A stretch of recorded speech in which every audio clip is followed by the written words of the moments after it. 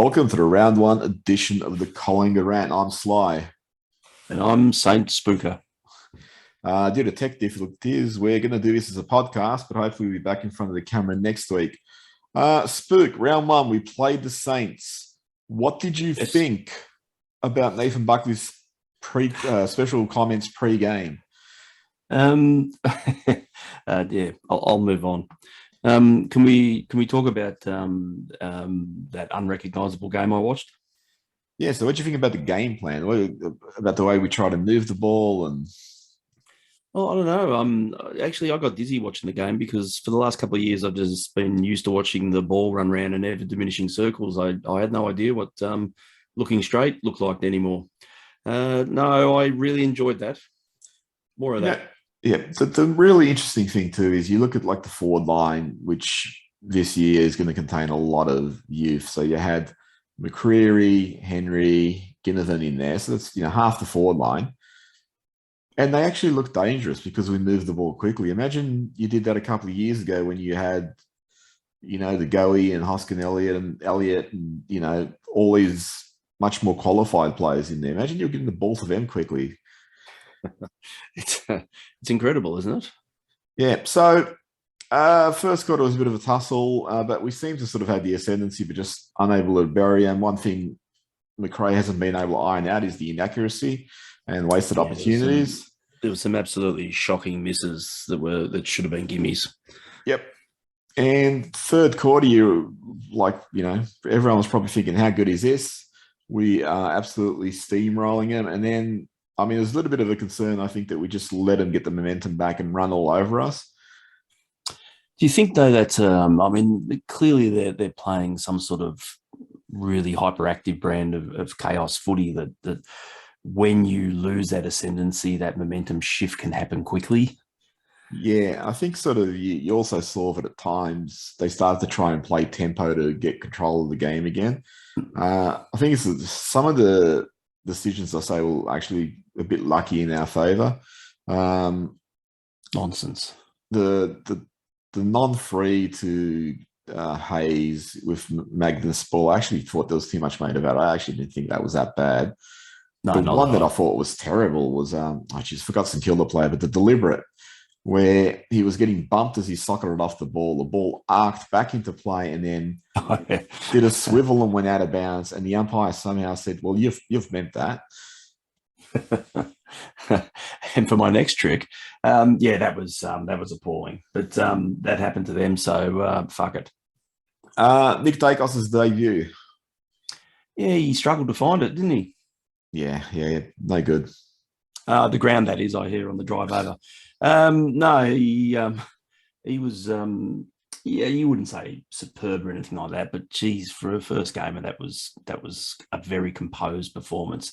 The only real slip up I can recall was that one early in the first quarter where he, and I think he was nudged a little bit as he kicked it, but he just kicked across the face of goal and turned it over, which is holding the goal. And what I really loved about that moment, though, is I think the bulk of the senior players anticipated he was about to cop some flack, and they rushed in to remonstrate. Yeah, can't remember that often happening under a Buckley side. Taylor Adams led the charge there too, and he has been one who stood up or got on around players. So yeah, that was really good. And I think the great thing there too is that could have easily made him a little bit gun shy, but he was like, yeah, I don't care. Exactly right. Yeah, I think. I don't know whether you watched that show that's on Stan about the draftees, but there's a segment with Whispery Nick where he's pretty much angry that he's not going to go number one, and he has that much sort of chest beating self belief that he is a number one player that it does upset him. So clearly there's that sort of drive that, as you said there, that I think when you make a mistake, rather than drop your head, he just goes, well, I know I'm better than this, and he'll just keep kicking on. And I hope that's a trait that stays with him for all 784 of his career games. Yeah, I'd actually like to see his brother. I think his brother's played this year, the 3 games. You obviously have 2 practice games. He's looked already better because McRae's put him back on the wing rather than Buckley was obsessing and going, oh, you're a centre square mid. which is just absurd because the guy's about 60 kilos and, he's not overly endowed with pace. So you either got big bodies in there or guys who are breaking away from packs with sublime speed. And that's where he belongs. He belongs in the wing, as does another man who have been saying play forward or play on the outside, which is still side bottom. What do you think of him? He was very, very good. I think anyone who's listened to the Lace Out podcast is probably waiting for you to apologise about all the horrible things you said about young Steele, but that can come later. No, and one other thing that struck me is I did listen to his post-match interview, and he talked about how he basically said that and it comes as no surprise, I guess, that the club has sort of gotten a bit stale and stagnant, and flies come in, and everyone's sort of running around feeling quite reinvigorated at the moment. And clearly, judging by his performances and the amount of times that we wrote him off last year, that he's looks like he's still got a bit of a point to prove, which is look, excellent. I don't think it was a brilliant game from him, but it was the liveliest I've seen him since the 218 prelim. And that's 3 years of football. He kicked 2 beautiful opportunistic goals, and geez, if he bobbed up and had that sort of performance every week, you'd be more than ecstatic. Yeah, I mean, I don't know if we should name the player, but I mean, there is a quote going around that is feeling a lot more freer under McRae than they did under the dictatorship of Nathan Buckley. So, you look at the way we played last year, where it was. Oh, really? Is there anything more you'd like to elaborate there? No, not at all. But nothing more you'd like to say? No. I think the interesting thing too is, I was only watching a little bit of the pre-game stuff, but Nathan Buckley talked about how they tried to play faster and straighter in 2021. But, you saw the way they played in 2021, and it was not only bad, it just got progressively worse until Robert Harvey took over. And I just think that they were just so overly regimented that, really just took the flair out of every player's game. And they just played that nothing style for, I don't know, until Buckley got sacked pretty much. And then they threw a party by beating the Premiers, or the team that would be the Premiers. You're not privy to the daily machinations and all that sort of thing, but you do wonder whether the Buckley message was just too consistently overcomplicated. Yeah, in the delivery, and they've clearly gone back to maybe basics to kill a phrase, and it's reaping the rewards. Look, if you look back over the last couple of weeks, that performance against Hawthorn was really quite good. The GWS one wasn't terrible. There's clearly a shift that's visible there in such a short space of time. You wouldn't be unfurling the flag or anything this year, but next year will be fine. But it's tracking nicely at the moment. I don't think it's going to be lasting the whole season of this, but you take a good start in this sort of phase of redevelopment. Yeah, I mean, the one thing I've said is they do very much remind me of the 1990 Collingwood team and the Lee Matthews teams back then that were making the finals, that they run in waves, and the waves are just sort of cascading, and you see just a line of Collingwood players that's just spreading forward. And McRae played under Matthews when he was Brisbane coach, so you see there'd be some sort of influence. It's not just the Richmond game style that they're copying.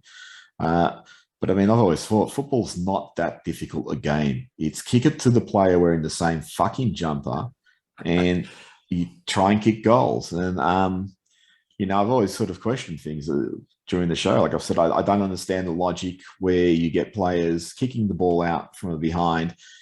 They will hit teammates all the way up to the forward 50, and then they just go, I'll just bomb it like a moron. It's almost like there's a regimented way of thinking in Australian rules football that, you have to play a certain way. And then when you get someone, whether it's McRae or he's stolen it from Hardwick or whatever, he just says, let's play a bit of chaos instead of all this precision. It's amazing the way it just dishevels all the other clubs.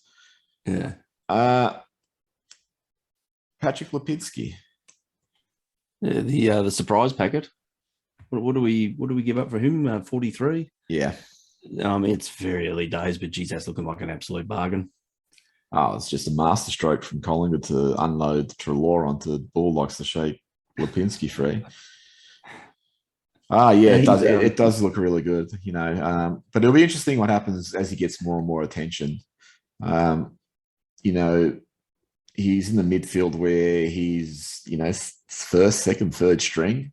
So sooner or later, they're going to go to him and they're going to realize. I mean, I saw McRae make a comment that they realized when they played GWS and Lipinski went off with an ankle injury that a lot of their run and dash went, and they realized how important he is to them. So it'll be interesting how it goes on when opposition start targeting him.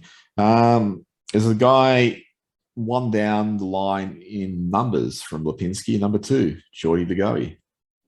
Yeah, he stuck it up a few detractors, didn't he?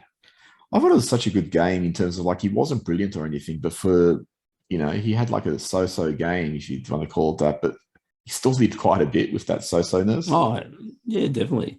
I mean, yeah, I think it's one of those clear-cut cases. I was surprised at the end of just how high the numbers were. It just didn't scream on the TV that he was in it as much as he was, and just a solid contributor throughout. Brodie Grundy in the ruck. To be honest, I haven't looked at the numbers. Did we win the headouts for a change? Oh, he was rucking against a 13-year-old first gamer, wasn't he? Yeah. Look, my issue with Brodie Grundy is the same thing. It's like he's a great ruck rover, but you do need him to take some telling marks when they're going forward, or when the opposition have momentum. Like Max Gorn, you want him to drop back and take a few marks that stop their momentum, and if you can, to drop forward and take a mark and kick a goal. I'm not expecting him to kick 100 goals or anything, but I mean, he was good in patches, but it does still worry me that synergy in the midfield isn't that great, or it doesn't seem that great to me. You're not going to fix that in 5 minutes. Well, I've only had about 4 years. The so entire preseason. Look, I didn't think he was terrible either in any great stretch. Yeah, I agree. I mean, it was an okay game, but it's just, given his talent, you'd really want, him to be one of the leaders and consistently one of the better players. Scott Pendlebury off half back. He settled into that reasonably well, I thought. There was a couple of times he sort of got flat-footed, but I think, again, that's just that, I think Bucks did try and play him down there a bit and moved him back into the midfield. I think this will be a bit more of a permanent fixture in this one. He sort of adapted, or he seemed to be adapting a lot better than he did in his previous forays. A couple of errors, but no complaints. I think he was put back on the ball towards the end of the game, wasn't he? When it was getting a little bit dicey about which way it could potentially go, which that's not a bad thing to have someone of that experience and composure where it matters. I actually wouldn't mind though if McRae just said, screw it, let's go with the youth and see if they can arrest this. I mean, I don't think Pendles, when he went in the middle, really changed the momentum or consolidated or anything like that. There's a few times I actually thought he looked scarily slow. It looked like he just tried to show that poise that's typical of his game, and it just looked like he was rushed. He didn't seem to realize how suddenly players were upon him. And he kicked, from memory, kicked like a couple of grubbers, and it was just like, oh, he was doing that when his back was screwed. So I'm hoping he's actually okay. Yeah, no, but I actually agreed with that little moment you said there about persisting with the youth around that sort of thing. So, I wouldn't be. I mean, it's hard to do with your captain, but I wouldn't mind if he drifted in and out of, not injured, but drifted in and out of the side this year. Yeah, just to rotate some other bodies through. So, we've got one actual game to judge upon and 2 practice games. One was against Hawthorn, who will probably be bottom 4 this year, and the other one was against GWS, who could be like top 10. GWS were just too classy and too big for us. Hawthorn we smashed. What do you think of the prognostications going forward? I probably think we're a little bit better off than I thought we'd be, but not by any massive dramatic amount. The key thing I want to see, and I guess we cover it a little bit more when we talk about next week's game, is the difference that Kruger's going to bring to the forward line. Yeah. I think not so much this week, but next week is going to be a little bit of a litmus test. I think that, no doubt, I don't think there'll be too many changes. So that side that we bring in is probably going to be one that will be stable for the first 3 or 4 rounds. It'll be interesting to see how that structure works. So that's what I'm sort of looking forward to this week, because I thought he brought a fair bit of aggression and an ability to lead in a straight line to those pracky games, and I'm keen to see a little bit more of that. Hopefully they just weren't flash in the pan moments. Yeah, we'll get back to him in a minute. I just think sort of going forward, they're going to really be reliant on their senior players standing up for the bulk of the year if they want to be competitive, because it could really go pear-shaped quickly. I mean, I think if Adams went down, he'd be like a key loss to that side. And then if you had Howell, Morgan, I mean, Howell is really impressive, because I've really thought he's going to fall off a cliff. He's only played 12 games in 2 years. So he looked very good. Yeah. So, but if they lost one of those players and, Roughhead's already out, again, they're going to be very exposed, because then they're going to guys like Will Kelly, who's played about 6 quarters of football and in 15 years. Yeah. So it's going to be interesting too, just to touch on something here that, and we'll see it unfold, I guess, over the next month or two, is we're always been a bit of a query the way that Buckley trained them, and a lot of the soft tissue injuries and stuff. That clearly the way that they've been training now is going to be markedly different about whether this has an impact in terms of we may not have as many injuries as what we used to every year. I think we've got through most of these games pretty much unscathed, the last 3, and hopefully that's a trend that continues. Yeah, I mean, they've had a few impact injuries which just sort of extended their numbers, but let's see how they go. I don't know how much carryover there is from season to season, so whether it's going to take a year to phase out the workload, I guess, that they might have carried over from last year. I mean, it's all sort of accumulative, obviously. How'd you feel about Jack Ginnivan's post-game celebration? And he was running around with a little camera filming and saying it was light work and stuff like that. And I mean, I noticed, I watched a couple of other games where they had players running around with cameras. So obviously this is a new thing, that you're going to get this post-game footage from players running around filming shit. What'd you think about it? Look, I had no great issue with it. I think the biggest glaring problem with it is he just didn't stare down the camera at any point and call Kane Cornes a complete knob. Yeah, so I mean, so you think Kane Cornes next week? So Kane Cornes had that criticism. Kane Cornes criticised Ginnivan, but years ago, Cornes, what was he, 11 gamer at playing Collingwood, said Brody Holland just kept getting stuck into him, and they went going back and forth, and Port won a close one, and then Cornes just carried on, kept giving him the finger and shouting at him. There's footage of it on YouTube. We posted a picture of it on our Twitter account. I guess an argument that can be made. That's what makes this knob such an expert in cautioning other players not to be knobs. But, it's the one thing that just sort of kills me is just, geez, you want players to just be themselves. And then the moment they're themselves, it's like it's this big issue. And Corns was talking about, the Adelaide coach should show his charges, that footage of Ginnivan talking. And I'm thinking, these are fucking professional footballers getting paid hundreds of thousands of dollars a year. Do they really seriously need to see Ginnivan shouting into a camera to inspire them to play harder? If that's what they really need, I think Corns is onto something here. That's the motivation you need. That's the secret to winning games of football now. Just find something really pointless to get upset about, and use that to fuel the next win the following week. It makes perfect sense to me. I don't mind them trying to find added motivation, but as long as it makes sense, it's that, like The Simpsons, when Mr. Burns' team was going to be in the softball championship, and he injured Millhouse to inspire him to play for that little boy who had the broken leg.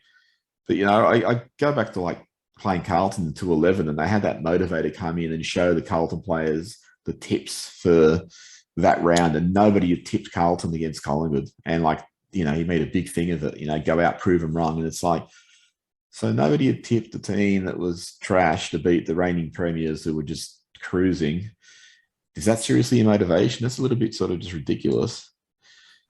I'm pretty certain I know where, in which direction he was motivated from. So talking about ridiculous, Dougal Howard gave a roundhouse to Mason Cox's ribs miles off the ball. It was called a downfield free, and it resulted in a fine. A fine? Yeah. Surely he got a couple of weeks for that. Oh, you'd think, and you can see Cox was Off the actually ball. tender. It was clearly off the ball. Oh, it's massive. You're not about to give me a couple of examples where you're about to show the AFL are just completely fucking clueless, are you? Well, Willie Rioli fucking leapt through the air like Superman and crunched a Matt Rowell, and it wasn't even a free kick. So what the fuck? No, I have it on good authority. That's just two blokes going for the footy. It's so when Nathan Kruger was going for the football in the GWS practice match and injured himself, no one else, somehow that's, you can penalise that, but you can't penalise Willie Rioli for... Well, the Kruger incident is now, it's a precedent. The AFL have come out and stated today that unless you knock yourself unconscious, you won't be rubbed out. The big thing, they've always sort of said, if your feet leave the ground, then you're in trouble. Rioli's looks like he's, you see the freeze frame. Rioli looks like he's taking mark of the year. He's got him that high. And that was fine. And then you get Howard, who's just hit an unsuspecting player behind play, and that's fine. Meanwhile, Braden Maynard tried to spoil the ball and made accidental head contact, and that's 2 weeks. And Kruger went for the bump, and there was a clash of heads, and that's a week. It's seriously, what the fuck? Can anyone explain how ridiculous it is? I think the AFL Tribunal can. I actually don't understand how, when you have a game where you have hundreds of recorded instances of these cases, how people or the AFL can't just go, okay, this is a suspension if we see this, and then they just judge everyone by that same comparison, because they're just fucking making it up as they go. It doesn't really appear that way, though. Oh, so what do the Eagles successfully argue? Something along the lines that if you rub out Willie Rioli, you're pretty much rubbing out any contested mark in the future? I don't know what the fuck they argued. I don't really care. I think the trick is making an illogical argument for the AFL Tribunal generally bears fruit. If you go in there quoting facts and making a sound argument, they'll laugh you out of the building. If you come in there raving like a loon, you're a fair fucking chance to get off. Jeez, it hasn't really been out for a couple of years as it is. What's your definition of out? Out of it? No, wasn't he suspended for the game? Was that him? Wasn't he suspended for the Gatorade or whatever the hell it was? For failing the drug test? Yes. Yeah, you couldn't put two and two together there any clearer, could you? I'm just saying, was it like the AF were just going, well, he's been out for a while, so let's be lenient here. Apparently it's the highest he's been in 2 years. So we're playing Adelaide this week. Mason Cox might miss with an ankle injury. Nathan Kruger and Will Hoskin Elliott are available. Ins and outs. I definitely think probably the two of those will come in. Who's the little forward that looks like Tom Holland? I've forgotten his name. Trent Bianco. I think he'll go out. And if Cox is going to be ruled out with an ankle, I think they'll bring those two in. They'll probably risk Grundles to pretty much ruck the bulk of the game at any rate, with a bit of relief from Krugs. But that'll be about it, I think. There's not too many others that probably warranted being dropped. Yeah, I mean, my worry is it's not so much Grundy rucking the bulk of the game, because he generally does that well.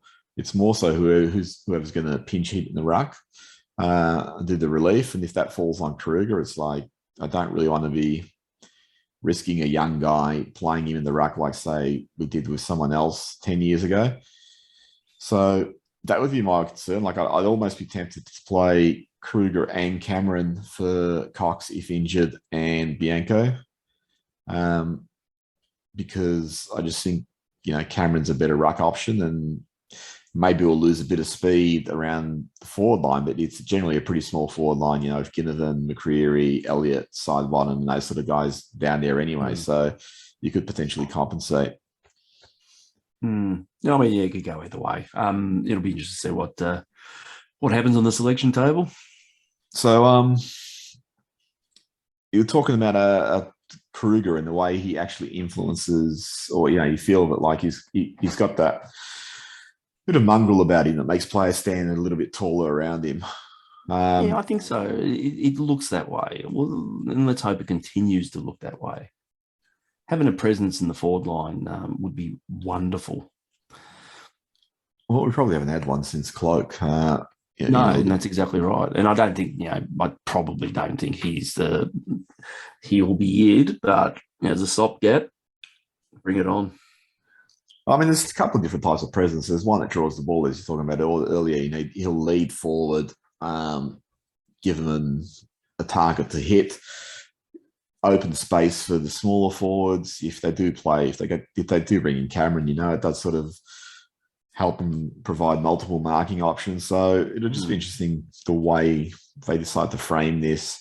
It is that sort of thing that can still be a little bit too small at times, particularly if you're bombing it. But I mean, if you look at Richmond's won 3 flags in the back of, they won the first one with Caddy as their centre half forward pretty much. But I mean, since that they've had Rewalt and Lynch up there. Yeah. And they've had other guys that are rotating through. Any other thoughts about Collingwood before we go into tips? No, I think this was way more encouraging than I thought it would be. I probably got the most invested I've been in a game of football for probably first time in almost 2 years, I guess.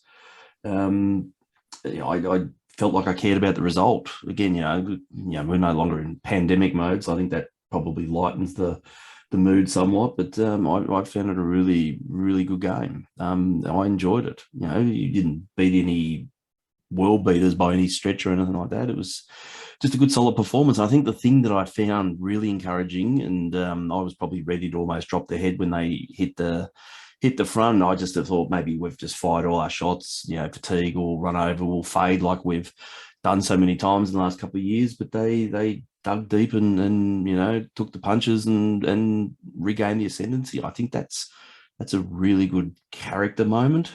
And the one guy we should probably mention there too is Ollie Henry also.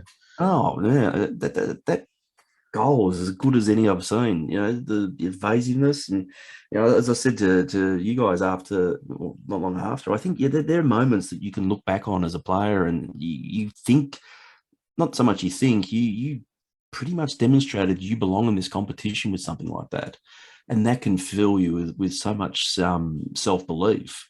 And I hope he does embrace that moment and thinks that, I do want to be here and I do want to be a great player, because that was an incredible goal. Oh, he kicked 2, he kicked that up on the set shot too. And that was after he made a bit of a screw up a little bit earlier. So, he kept his head, and, I really liked that goal, not just because it was freakish, but he took the onus upon himself, which I think is important. You need players who say, I'm going to win this game for us, rather than players who are going to go, who am I going to pass it off to? Yeah. Or I need to do the team thing constantly. You need sometimes just a guy to be a little bit, or just selfish enough to say, I'm going to take this chance. No, totally agree. The question now for Henry is he's got to develop to the point he's playing in a position, or, as long as they don't move him later on, but he's playing in a position where, you're going to be a guy who just pops in here and there, or you're going to be a consistent performer throughout the 4 quarters.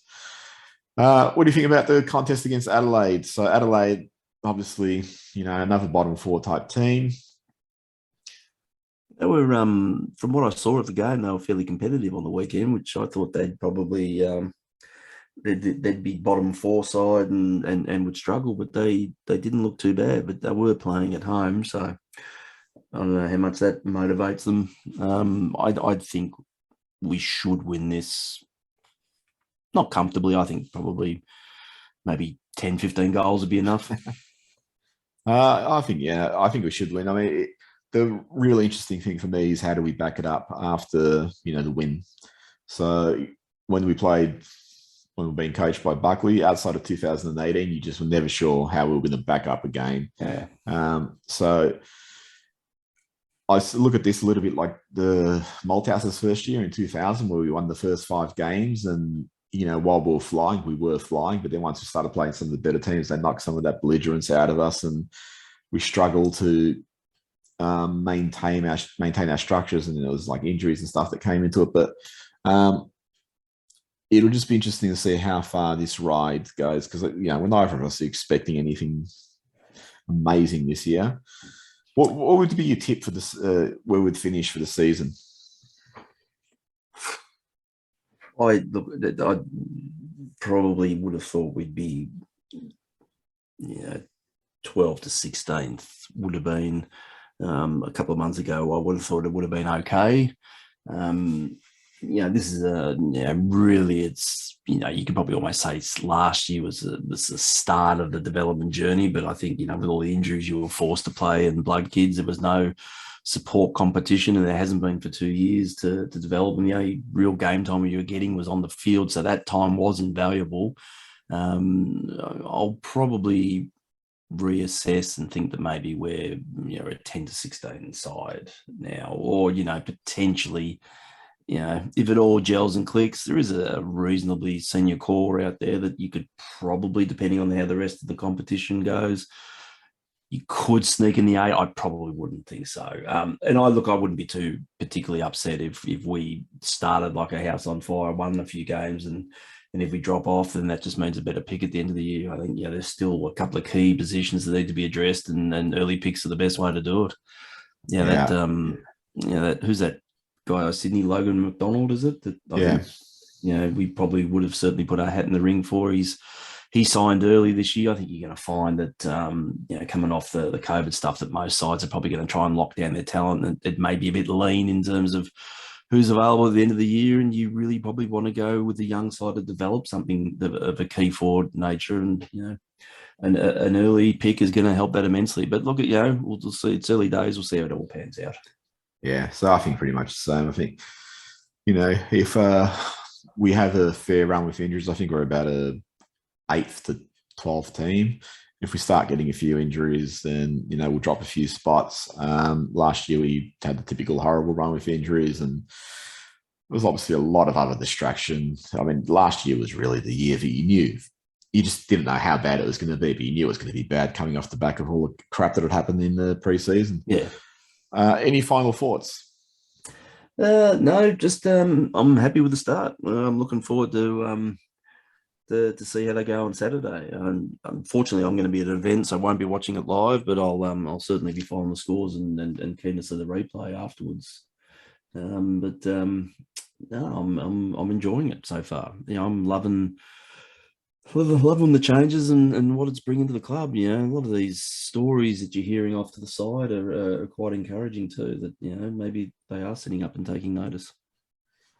Yep. So we'll be back next week then. Will we? Hopefully. I thought this is a one-off special. No, it'll be a 1 of 22 special. Oh, you mean we're going to do this again every week? Yeah. Oh, for fuck's sake, why didn't you mention that? Sorry, I guess you're just going back into lockdown. All right, no. Keep it up, Woods. Okay, later. All right, catch.